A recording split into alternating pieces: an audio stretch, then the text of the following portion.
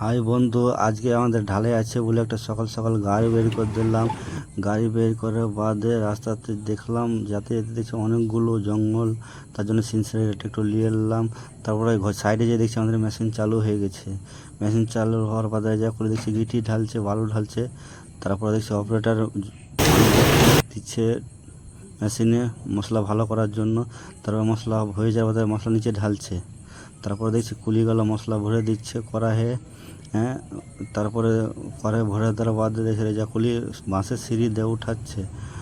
ওঠার বাদ তারপরে মিস্ত্রি সাহেব ভাইমিটার মারছে বিমটা ভালো হওয়ার জন্য, যেন ভালো ফ্রেশ বাড়ায় বিমটা, তার জন্য ভাইমিটার মারা হচ্ছে। তারপরে দেখছি অল্প ঢালাই বাকি, তারপরে আমি কড়াইগুলো বিমে মশলাগুলো ঢালতে লাগলাম। তারপরে ঢালতে ঢালতে দেখছি আমাদের ঢালাই কমপ্লিট হলো।